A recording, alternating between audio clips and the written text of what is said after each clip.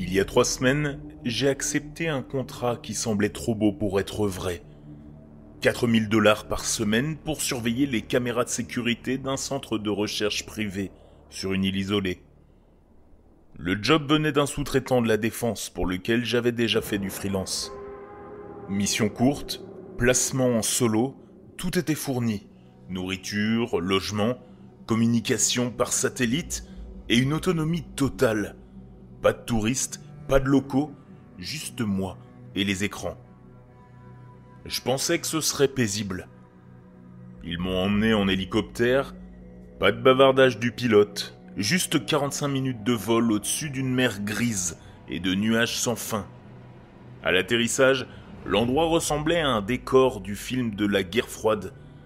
Bâtiments en béton, arbres tordus par le vent et des antennes pointées vers le ciel comme des doigts morts.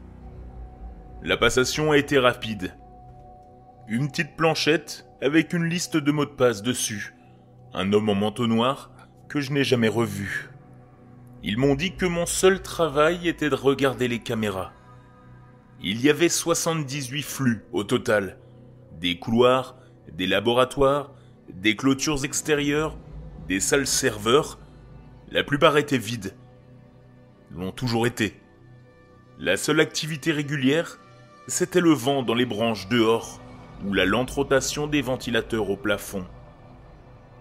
J'ai bien demandé une fois ce qu'il était advenu du personnel. La réponse est arrivée sur le téléphone satellite par message texte uniquement. Vous n'êtes pas autorisé à accéder à ces données. Au bout de 3 jours, je me parlais tout seul, juste pour entendre une voix. Le 5e jour, je me suis mis à dormir à côté de la console principale. J'ai arrêté de vérifier le calendrier au 8e jour. Puis, la nuit dernière, la caméra 12 s'est éteinte. C'est une des caméras de couloir du niveau -3. Je me suis pas trop inquiété, le câblage est vieux et certaines caméras clignotent quand le temps est mauvais. Mais quand je suis allé vérifier le boîtier électrique, le niveau -3 n'était pas indiqué.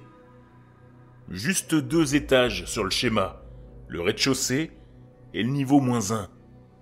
Et pourtant, la caméra 12 existait, elle avait toujours été là. J'avais vu ce couloir en boucle pendant des jours. Un couloir vide, stérile. Jusqu'à ce qu'il ne le soit plus. À 2h46 du matin, la caméra 12 est revenue en ligne. Mais le couloir était différent. Les lumières étaient plus faibles. Les murs portaient des traces, des taches sombres, comme de la rouille ou du sang séché. Et au fond du couloir, il y avait une silhouette.